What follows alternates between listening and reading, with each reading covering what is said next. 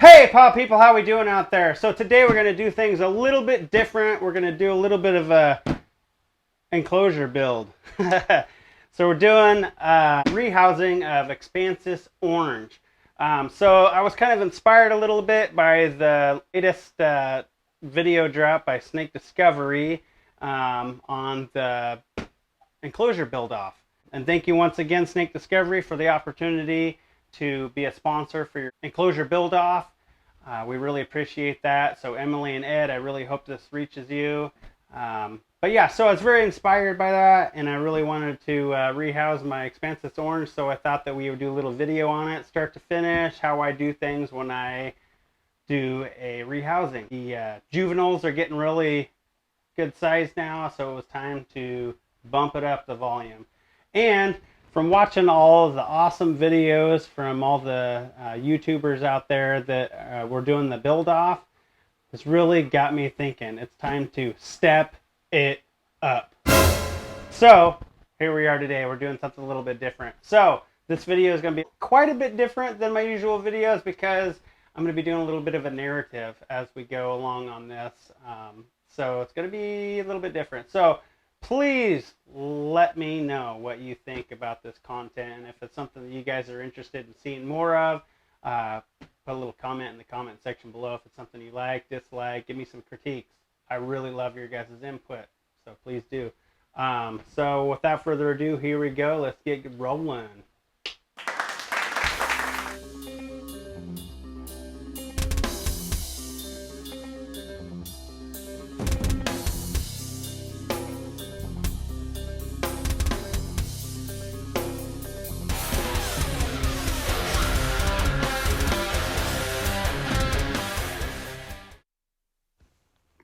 All right, so here we go. We're sitting down. We're going to get this enclosure going. So the first off, we got to get this sticker off so it doesn't look quite as unsightly with the sticker on it.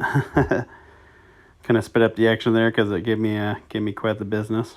All right, here's our drill with our 2-inch hole saw on there. So we go ahead and we do this in a regular forward motion to get the pilot hole going. And then once that pops through, then we put it in reverse and run that. So basically the speed of the drill heats up and creates enough friction to basically heat a hole through it so you don't crack your enclosure when you're trying to do this. Get all the dust out. There's a nice hole, but we still got a burr on there. So let's take our X-Acto knife.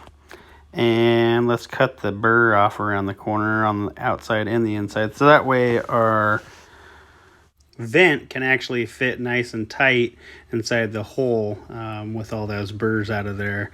If you leave the burrs in there, you can actually kind of make it sit kind of cattywampus to where it doesn't want to seat. And it just gives more opportunity for babies and whatnot to escape. So yeah, come on, get that sucker shook out. We don't want any plastic hanging out in the enclosure. Grab our 2-inch vent. There it is. Got to push the tabs down once you get it in place. We like that. Look at that bad boy. All right, what's next? Let's put our tools off to the side so we got more working space. Okay, hot diggity dog, it's time for Expansis orange, da da da da. There it is, Expansis orange. And so basically how I go about doing things, and then we'll show the isopause. Yay! And we'll have another second, so we'll pause. Wait for this dude. And there they are again. Okay, so basically how I do an enclosure, either upgrade or soil replacement in an enclosure, is I go ahead and I take out all the stuff that's already in there, the leftover leaf litter, cork barks, cuttlefish bone, so on and so forth, and I put it in another container off to the side, or containers. And then I go ahead and I take out all of the sphagnum moss as well, put that off to the side. But as I'm doing that, I'm taking out as many of the isopods as I can see.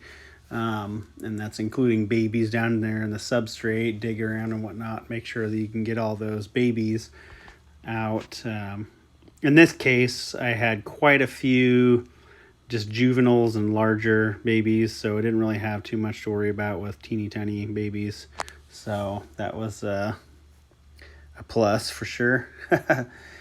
So this video part is kind of long. I even sped up the action, but it took quite a while to get all the isopods out of there. So while we're watching all the sweet speeded up action, I'll take this time to go ahead and ask you folks, what is your favorite isopod? Drop it in the comment section below and give me an explanation as to why it's your favorite isopod. A lot of people I see post, oh, my favorite isopod is this, but give me an explanation. What is the reason why that is your favorite isopod? Whether it be easy to keep, or really cool looking, or difficult. But yeah, give me that information in the comment section below. And now we're going to get down here in the substrate and take a look at things. Still trying to get all these isopods out of here. Trying. I just kept finding more and more.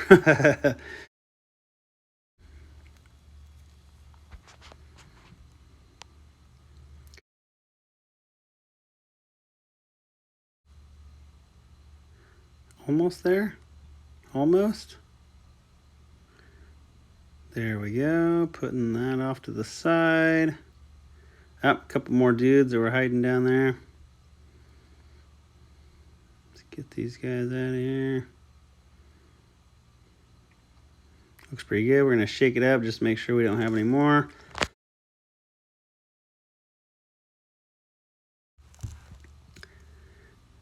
Doesn't look like I see any more on the substrate, so that's a plus. We do still have quite a few springtails left in there, which will easily transfer over to the other bin.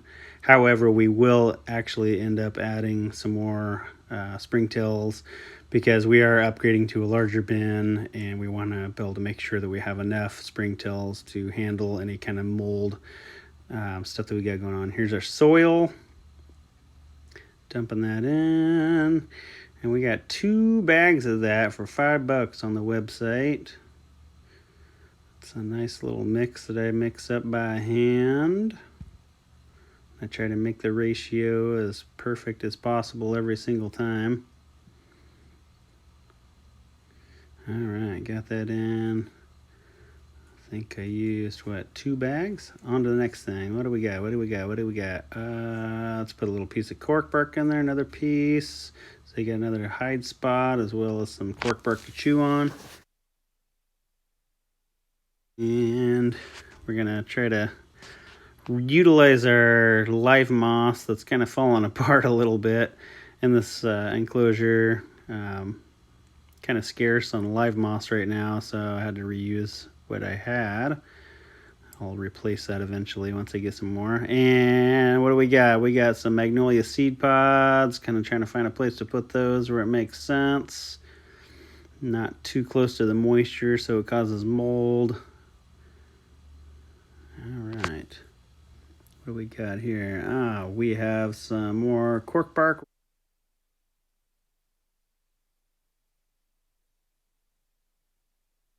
All right, some sphagnum moss. We're going to add some more sphagnum moss because we do have a larger enclosure, but we put down our original stuff because it still might have a few more isopods in it as well as springtails hanging out in it. So we're putting some more sphagnum moss in there. It's the same stuff that I use in my kits. All right, on to the next thing. Let's grab some more isopod, or some springtails rather. Put those in there. We're going to just plop them right there in the sphagnum moss. Toot, toot, toot. Cut them out. They're off to the races. Hit them up. Moving out raw high. Okay, what are we going to do first? Oh, all right. We got another piece of limestone just to add to the calcium options for them. Putting the cork bark with the isopods in there, shaking and shimmying some of them off. That way they can find their new places in there. Another piece of wood, find a little spot for it so I can kind of put them in so I don't squish anybody. There was a lot of them on that piece of wood. Sprinkle, sprinkle. A few more isopods in there. All right, so this is the last of the leaf litter that was in the enclosure before that was about eaten up. And there was way more isopods in it than I thought there was. There's another piece of cuttle bone, putting that in there for some more calcium options for them. Last little sprinkle.